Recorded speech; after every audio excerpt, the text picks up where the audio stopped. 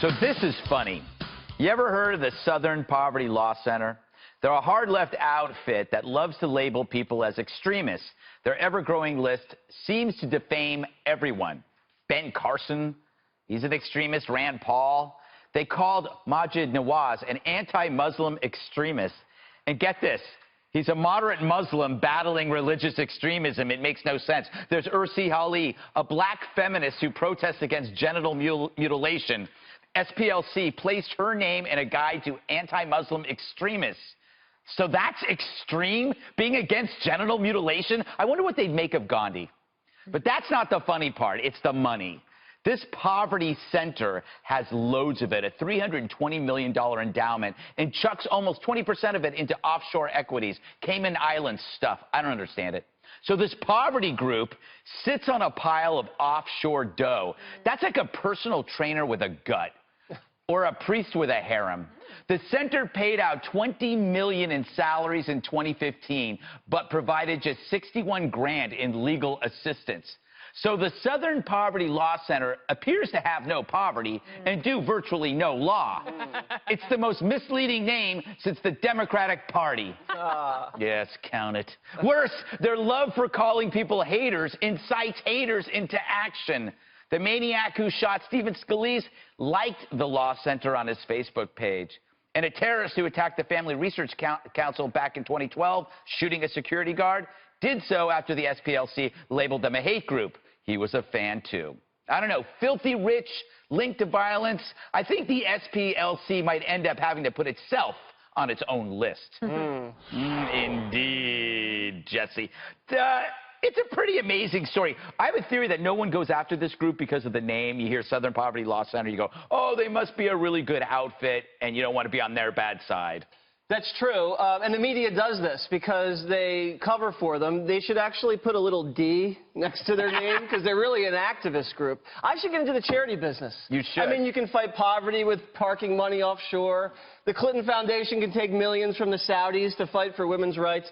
Al Sharpton can shake you down and then not pay taxes, but then the IRS will go after the Tea Party. That's exactly what happens. I think this place started with noble intentions. I think so. To go after the KKK, and then they morphed into some smear machine, and they pay all these salaries, and they raise all this money, do nothing. They have this hate map which links in regular family values conservatives with Klansmen. One guy shoots these people up because he looks at the map, but Palin puts up a map, and the media makes her the bad guy. Yeah, and it wasn't even a map. It was just a thing with like a little round circle.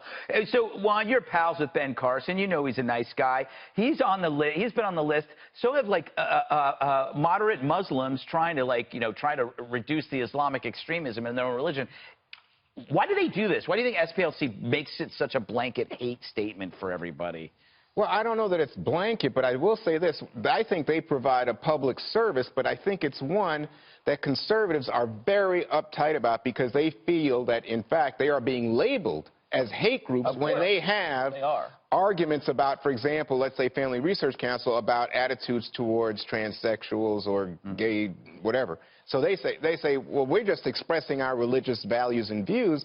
But the Southern Poverty Law Center says they're hateful views. Or after Charlottesville, you get Apple and Tim Cook millions of dollars pouring into Southern Poverty Law Center, Google. To use the phrase virtue signaling, once again, I hate doing that. Right, but I'm just saying, so I think lots of people see them as virtuous and don't get into the finances. So the Weekly Standard has this piece about them having offshore investments, and apparently it was recommended by their investment counselors as a way to protect their assets. Nonetheless, I think what this is about is the right not liking the idea that somebody's labeling them. But you know what? It's interesting if they don't. They label somebody's against traditional.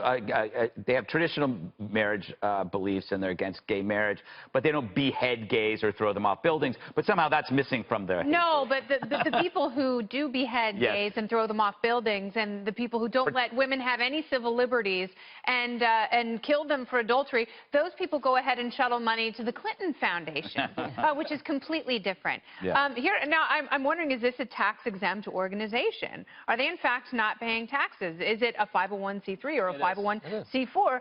Then it's a money laundering operation. So, you know, what they do, and I don't know which came first, the Southern Poverty Law Center or the egg, but it looks like, you know, they looked at the Clinton Foundation and they sort of mirror one another, but the labeling is very, very subjective. And, you know, we're in such a politicized era that unfortunately people who are fans of groups like this, they are so obsessed with confirmation bias that they don't do any sort of investigation where they would be even slightly curious about the other side or curious about an objective observer. So no, I don't think the Klan was too incurious. They tried to burn them down. Well, it doesn't sound like they're doing anything with the Klan. It sounds like if you are poor and in the South, you're much better off getting a job here because they pay a lot more money to massage one another than they do to actually help other people who, according to this raw data. I mean, that's not my opinion. That is the... No, I think that, I don't know about all the numbers. I don't know how it compares to other nonprofits. But I will say... But I will say that it's very important, I think, that somebody is looking at the growth of these neo-Nazis and white supremacist groups across the country. Dana, let's look at who they're looking at. Maajid Nawaz. This is a guy that is basically a hero. He's risking his life every day, coming out against radical extremists. He's one of the very few who's willing to come out and talk about it. This group puts him on a hate list, basically targeting. This is why people don't like to be labeled, because they're in danger. This guy's already in danger. He's doing more than anybody. And I don't know about his story in particular, but I do know Hirsi Ali. And there are real-world consequences for this type of targeting because she lives with 24/7 security. She has a husband and 2 young children, and she's never able to rest easy because these Muslim extremists are after her. They murdered her with her best friend. Theo Van Gogh on the street. The other thing is, the Weekly Standard asked the ACLU, do you have offshore accounts, and do you... The answer was no. So I think that there is a clear difference there, and nobody would say that the ACLU isn't actually doing the work that they say they are. I do wonder if Elizabeth Warren will ask the Southern Poverty Law Center to bring that money back to the United States. She asks everybody else to. Yeah, they've been asking them to repatriate it, absolutely. I have an offshore account. It's a jar of coins down by the river. I have it on a string. Way offshore. In case everything goes bad, I'm pulling that. Is that how you buy the ingredients for your hobo chili? You know I do. My hobo chili has some very interesting ingredients. Some of it is hobo.